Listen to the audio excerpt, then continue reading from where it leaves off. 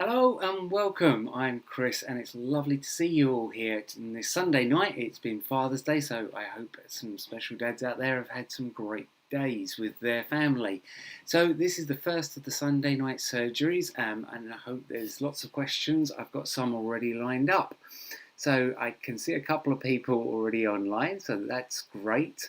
If you do want to answer some questions, in the box below, in the description box, there is the questionnaire. It takes about 30 seconds to a minute just to fill it in. Ask your questions, it pops through, and I'm going to be answering them in the order that they come through. This makes it nice and fair for everybody. So it's lovely to see everybody. And again, thank you very much for watching my videos, and thank you very much for coming onto this live stream.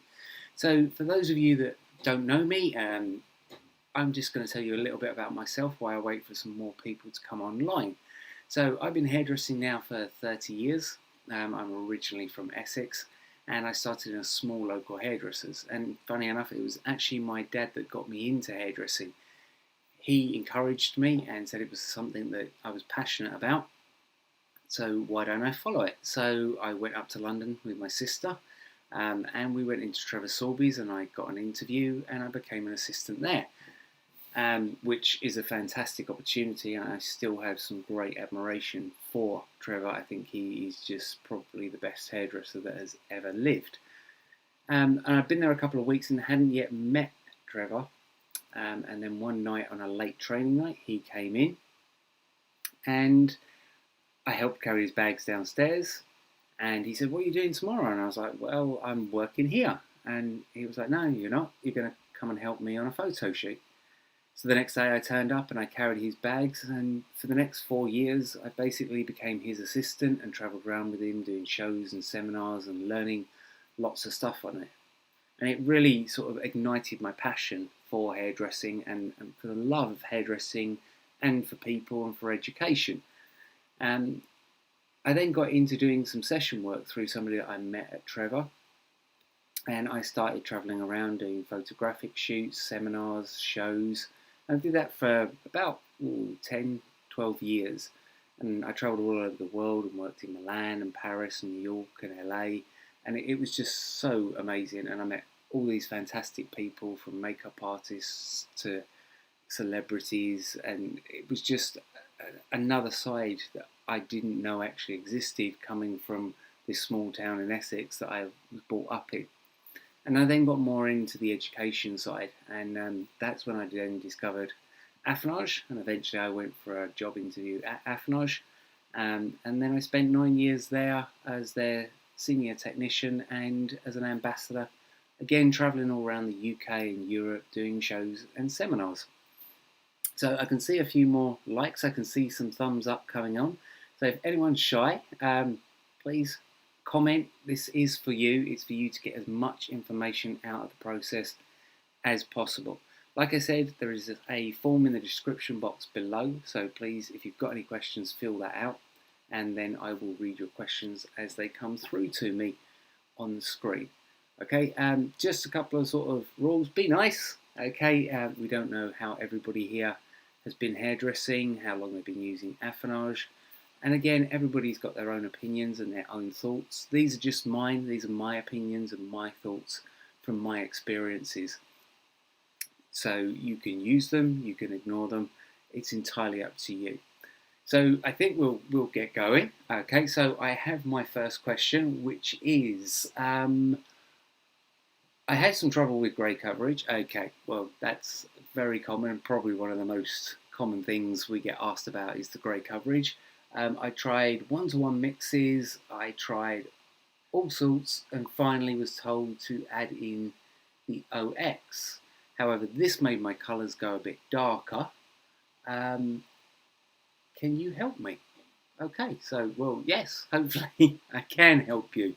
So, there's a lot of issues around grey coverage. So before I sort of go into, especially with the new rules of the infinity colour, on how best to get the grey coverage covered, I just want to cover how much colour you're actually using, because a lot of the time what I see is this is actually a very big problem. So grey hair, resistant hair, is very porous. It draws in a lot of colour. So if you don't use a lot of colour, it sort of draws that colour in, and then it's like, well, where's the rest of it? And therefore it goes, hello, I can see some more people logging on. Thank you very much. Hello, Julie. Hello, Chris. Hello, Liam. Nice to see you all. Thanks for logging in. So, yeah. So not using enough colour is a real problem. So before I sort of cover the grey coverage, I would say that the amount of colour I use on a minimum 6-week regrowth, which, so we're talking sort of that, I use about 50 grams of colour at a 1 to 1.5 mix. That's 75 grams of your activator. So in total, I've got 125 grams of colour, and I make sure every single bit of that colour goes onto the root, because again, it just needs it. It's very porous, it's very absorbent, it really will soak that colour in. So a lot of the time I see people only putting 20 to 30 grams of colour on the hair. And think of it like this, you know, if I gave you a fiver and said, okay, drive me on a fiver's worth of petrol from London to Edinburgh, you wouldn't get there because you wouldn't have enough petrol. And the same is true with grey or resistant hair. If you don't really pack that colour on, you won't get the result. And it tends to not cover the grey, and it tends to go a little translucent. So that's the first thing that I would say. Really make sure that you saturate the hair with enough colour. Hiya Mark, hello Helen, nice to see you, thank you all. I can see some more thumbs up coming on, that's great, nice to see you all here. So really pile it on. Now, a lot of people are going to go, wow, that is a lot of colour.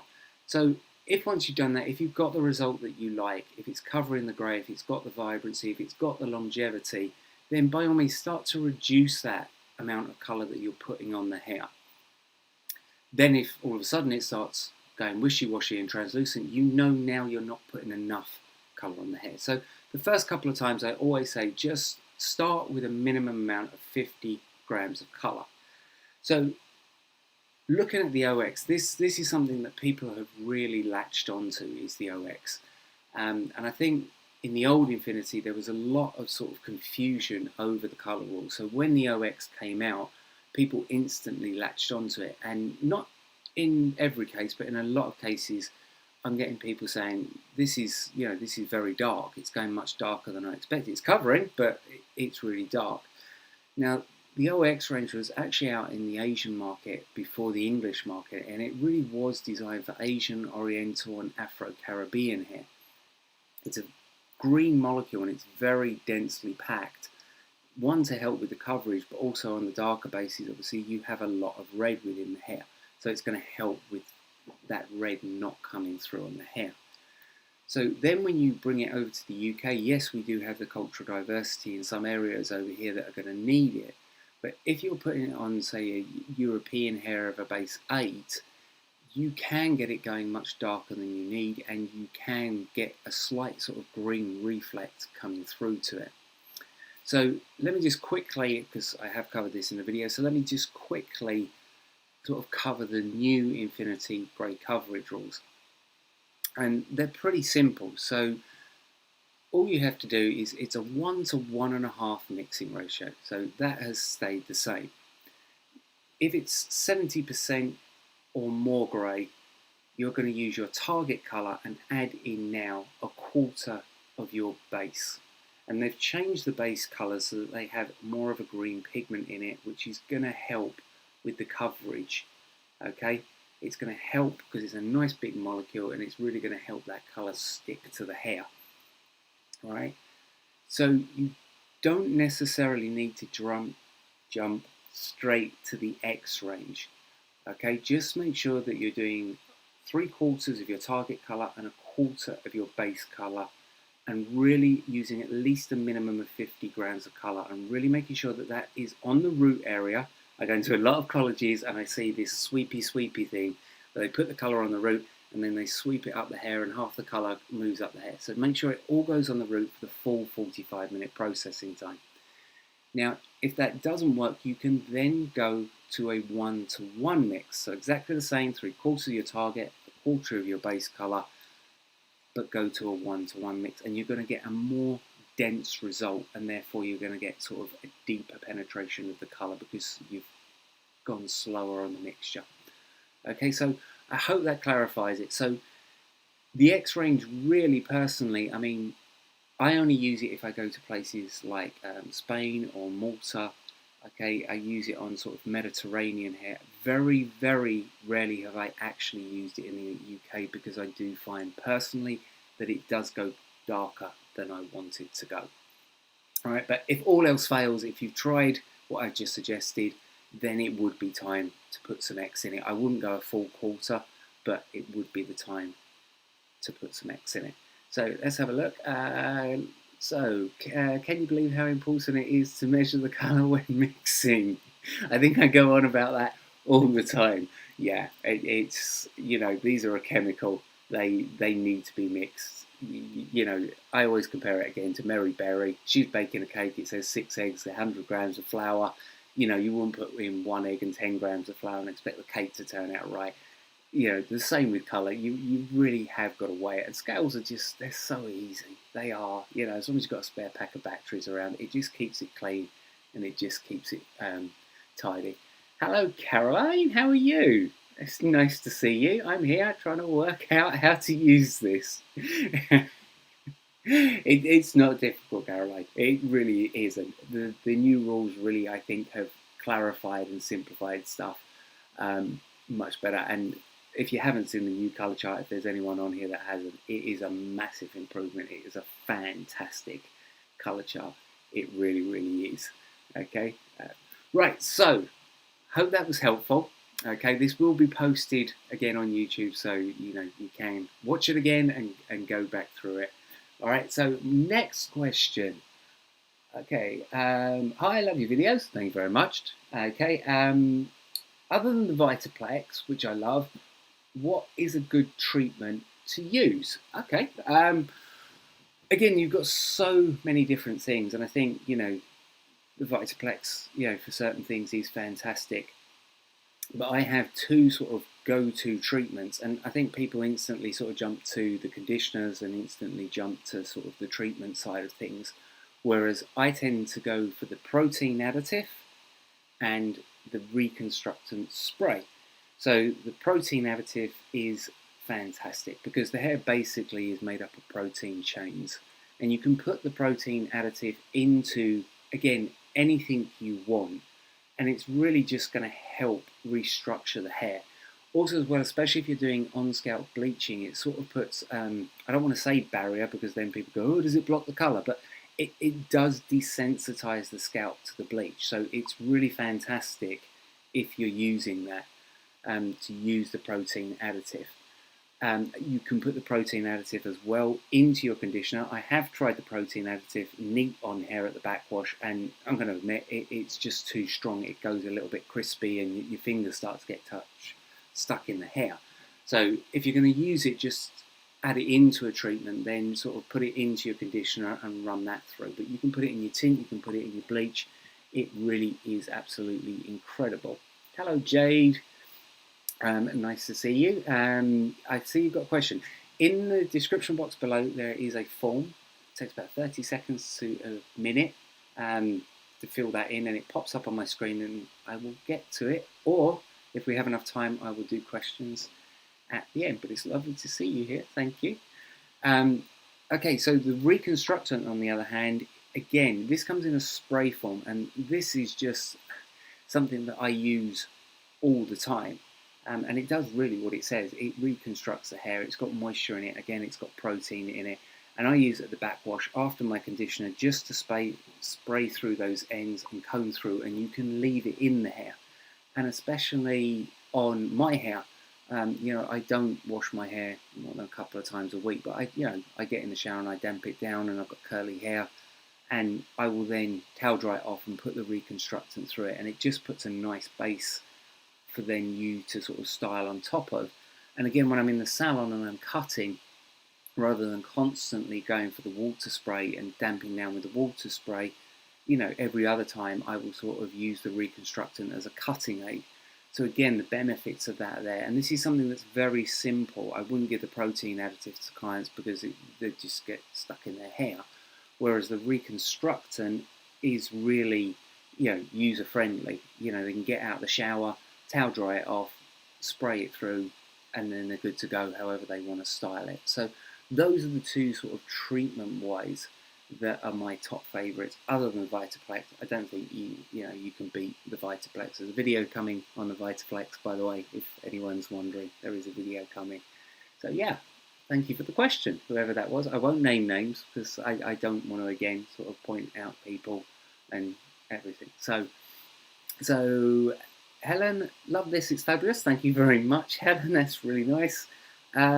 Jade, there isn't. Okay, I've jumped in halfway on a conversation there, Jade. So I'll have to catch that one up in a second when I sort of throw the floor open to everybody. Hello, Emma. Nice to see you too. Do you actually know what you're talking about?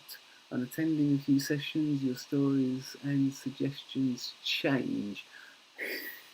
Yes, I do know what I'm talking about. I don't know everything, but I've got a lot of experience. I've helped develop some of the colours and test some of the colours. And I think like anything in hairdressing, depending on the situation you're using something in, you have to change your thoughts and your views on it. Pretty much like the sort of the X range as well. I don't use it a lot, but people then think I don't use it. Well, I do. It's just only in certain situations. So things change depending on the client, depending on the situation. And, there are things that I would tell people in certain groups, don't ever do this. And then I may have another group and I'll do it. And that's just because sometimes the level that people are at, it's like you have to learn the rules to break the rules sort of thing. So I hope that clears that one up. Okay. Gothic. Oh, Gothic. I have a love-hate relationship with Gothic. Okay. Short and sweet. Help. Explain. It keeps going green.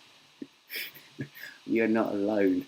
I love the Gothics. They are fantastic. I mean, when you see them on Facebook, when you see them on Instagram, anything like that, it's just, they're so striking. Again, I'm generalizing, but there's probably only 5% of clients that could ever achieve that true Gothic look. I mean, there's other ways to get there. You can get there with toners and you can get there with cocktails and mixes. So again, it's not impossible to do it. But I remember they were actually developing the colour, and the lady who was developing it sort of actually offered me €1,000 if I could guess the colour combination that was in Gothics. And I racked my brain. I think I did everything. And then she went, no, it's green, blue.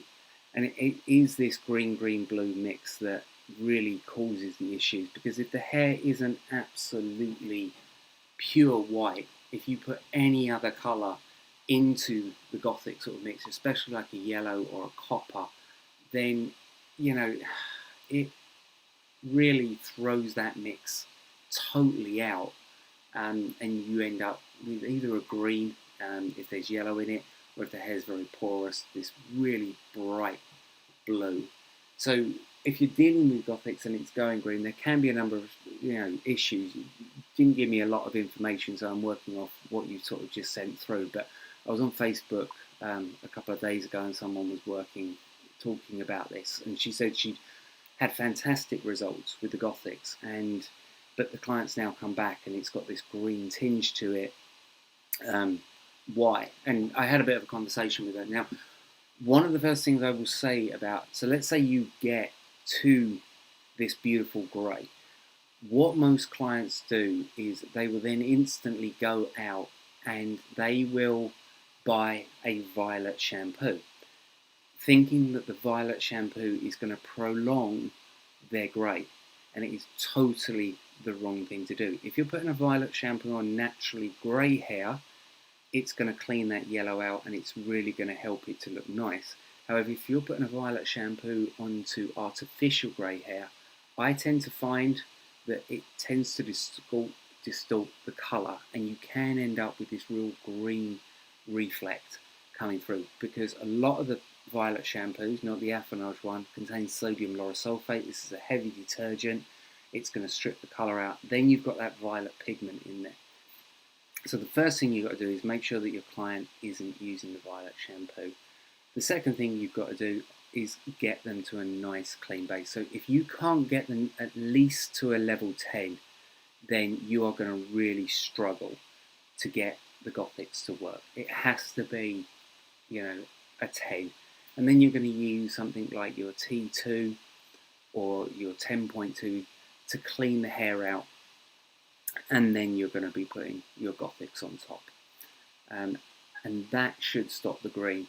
When they come back, again, what I would recommend is to use the Affinage Deep Cleanse Shampoo, or ideally get them to buy some, and they do this at home, and put that on dry hair, pop it under heat for sort of 20 minutes, okay, and that's just going to strip out, pull out any green pigments that are in the hair and give you a nice clean palette to work from when you then reapply. So I hope that covers. There wasn't a lot of detail in that one. If that hasn't, maybe sort of leave a comment in the description below or on Facebook, which I think the Facebook and Instagram are coming up across the screen.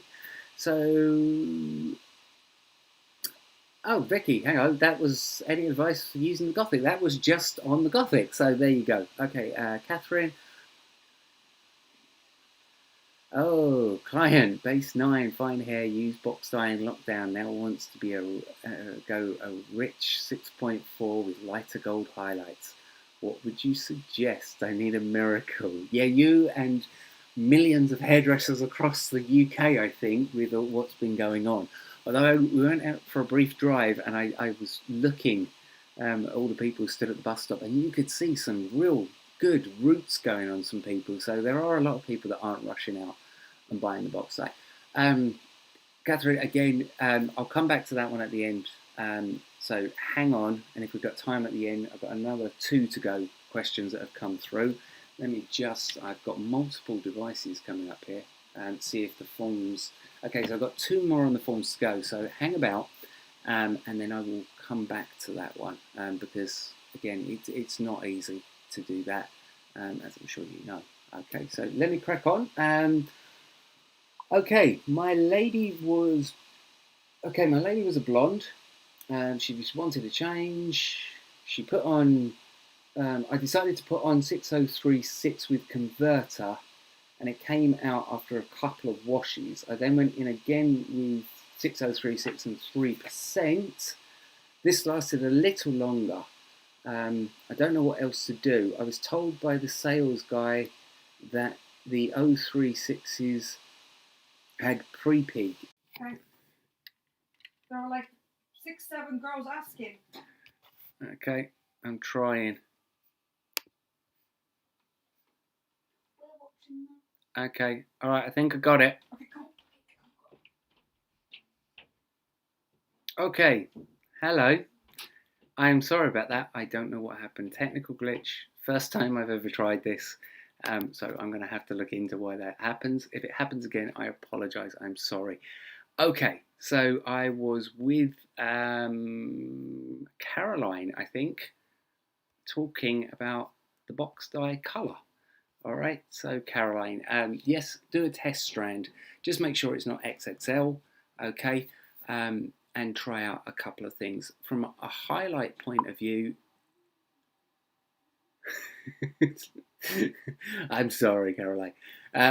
So yeah, so again, the blonde is perfect for doing something like that, because it will go through a lot of the sort of the box type. If it's something like a Clairol or a Nice and Easy or something like that, it will go through it. I've done it, but do a test strand. Always do a test strand, just to make sure there's no reaction, just to make sure you get the results that you want. So you can cut through the box dye with your blonde. Therefore, you get the 5 levels of lift. You're going to get a nice colour, which you can always tone afterwards as well. Okay, and then did you say? I don't know if you're still online. Okay, but did you say what sort of depth is she currently? Because obviously, if she's a little bit lighter, you can just go straight over the top with your 6.4 and 3%. So do your highlights with your blonde. Maybe vary the developer, maybe do a packet with 6 and then a packet with 9 or 12, so you get a lighter one. And then just once you've done your foils, just go over the whole lot with your 6.4 and your 3%. But do a test strand and check that it's not XXL before you do any of that. Okay. Yes, I'm back. Hello. Yes, I'm learning as we go. I've got wires and cables and everything all over the place. It's a learning experience on that one. So I hope that that answered a question for you. So has anybody else? Because I've done the questions. I didn't want to make this too long, okay, for everybody, because I don't want to sort of bore them and drone on. But has anybody else got? Bye-bye, Liam. Thank you. So has anybody else got any questions that they would like to throw at me before we wrap things up? I'm sure, I know there's a couple on Facebook that were. So hang on, let's have a look. Oh no, Caroline. Yes, I just answered your question. All right, Caroline, I'm going to answer it very quickly. Very quickly. Okay, so Caroline, was your client, did she have, what was her base? You said she put a box down. What was the base? That was the thing. Okay. So I'm throwing it open now because nobody's put any questions in the descriptions. So has anybody else got any questions they would like to ask me?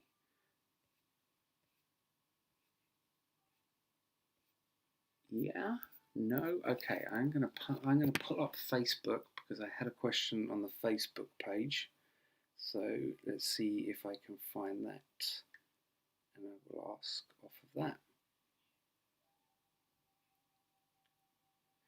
Okay, so Chris, I used a combination of 523 and 723, and my client came out to copper. Can I use 6/7 with converter to tone out the copper? Yes, you can. You can use the 6/7 to tone out the copper. Okay, the 6/7s, again, for anybody that hasn't used the 0.7s, they are incredible. Okay, however, they are also incredibly strong. So I would never personally go in with a 0.7 on its own. They haven't been out very long. Even I haven't had much of a play with them. So again, I can't say never, but I would always mix it with some bass. In this instance, in the new Infinity, I'd mix it with the 00 at 3/4 to a quarter or half and half, whichever you sort of feel. I did, Caroline. I can see it.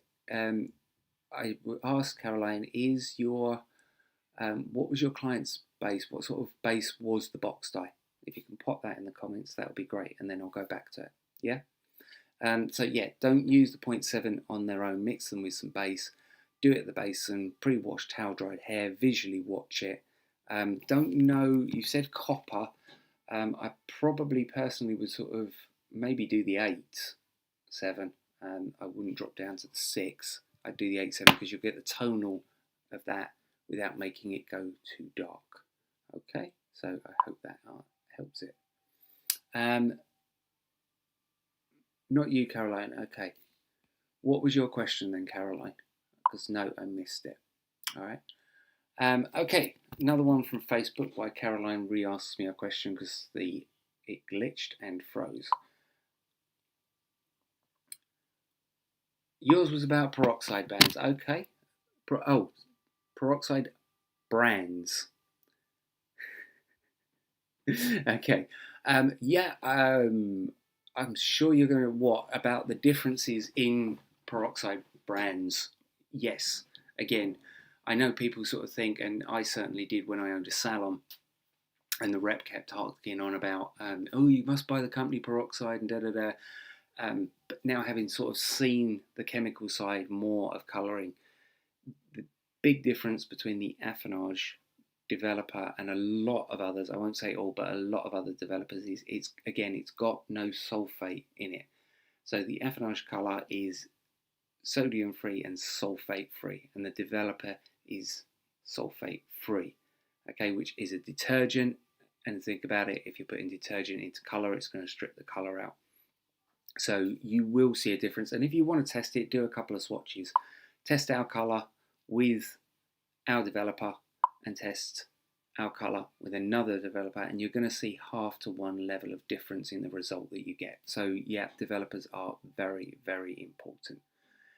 Helen, how are you? Okay, so my client is 12771, lifts to about a 10, would like it brighter, if not silver. Can you advise? Okay, how dark a base is your client? So if she's lifting, and what level of developer are you using? That would be great if you could let me know that, and then I might be able to give you a hand on that, Helen. Yeah? So pop that through. Caroline, yeah, I think I just answered your one, Caroline, so I hope that helps you with that. I think you're always going to get people with developers, though, that are just going to buy the cheap developer and not ever really see the benefit of it. But it does, test it. It makes a difference, especially on sort of things like grey coverage. It really does make a lot of difference. So, Helen, while you're just typing away on that one, the 12771 is great. I did the highlight video just recently, so I know some of you have watched that. Thank you very much for watching it. So, really, again, the 12771 is great for bases sort of 5 to 8 for neutralising out the colour, depending, Helen, on how dark a base she is. I mean, if she's coming up to a 10 and she'd like to go brighter, is it because it needs a toner afterwards, or are you toning it as well afterwards? Because if you get her up to a 10, and then you could put something like the T21 over it, which has a built-in level of lift, so you'd lift her up and also clean the colour out, you'll get that lighter, brighter colour that you want. However, if the 12771 isn't bringing her up too light, you could try the 12.2, and are you putting the booster in as well, because that's going to give you an extra level of lift.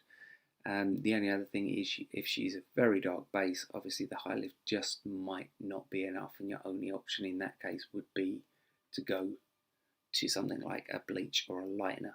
But certainly if you're getting up to a 10, I'd say go in with your T21, lift her up another level, and clean it out. So I hope that helps. Okay, so I've already been on longer than I said, although we did have the technical issues, which again, I will get there.